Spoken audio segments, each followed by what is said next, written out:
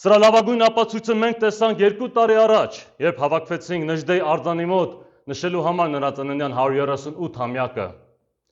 Արցախը նոր էր ամբողջությամբ հայաթափվել,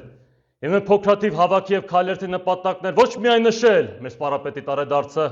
այլև ուղերձ հղել մեր արտաքին թշնամիներին ու հայադավներին, որ Հայաստանում կա մի ազգայնական քաղաքական շարժում, որը չի ընդունում նրանց հակահայկական օրակարգը, դեմ է նրանց բռնություններին եւ չի հանդուրժում նրանց դավաճանությունները։ Դա մի քայլերթ էր, որը ցնցեց ոչ միայն Հայաստանը, այլև ողջ աշխարհը։ Այդ ուղերձը կայծակի պես հասավ Բաքու, Անկարա, Մոսկվա եւ Թել Ավիվ, որովհետեւ այս վերջին 30 տարիների ընթացքում ուրիշ ոչ մի քայլերթ նրանց մեջ այնքան սարսափ չէր ներշնչել, որքան մեր քայլերթը։ Այդ ուղերձը ցույց տվեց բոլորին, որ հայ ազգը դեռ կենսունակ է ու ծնկի չի գալու։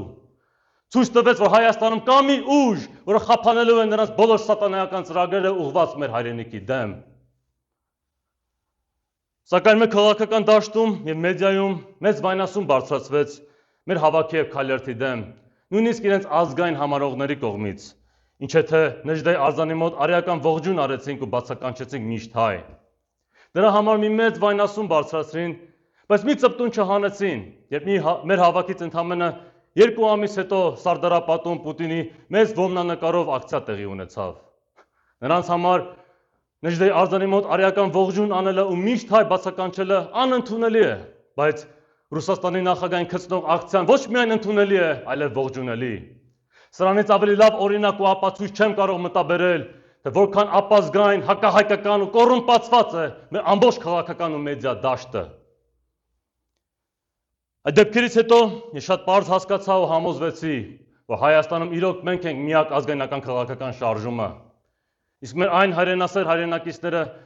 ովքեր նեոբոլշևիկներ չեն, Նժդեի գաղափարները կիրառում են միայն մշակութային ոլորտում, մինչդեռ մենք կիրառում ենք հենց քաղաքական պայքարում, որը չափազանց ավելի կարևոր եւ անհրաժեշտ գործ է։ Մեր շարժման բոլոր վերլուծությունները մեր ազգին վերաբերող ամեն ներքին եւ արտաքին հարցի շուրջ արվում են ցեղակրոնի ոսպնյակների միջոցով։ Ցանկացած դիրքորոշում ունենալուց առաջ միշտ ինքներս մեզ հարցնում ենք, թե Նժդեը ինչ կմտածեր այս հարցի մասին, կամ ինչ դիրքորոշում կբռներ այս հարցի դեպքում, որովհետև միայն նման հարցեր տալով մենք կկարողանանք մեր պայքարը առաջ տանել դեպի հաղթանակ։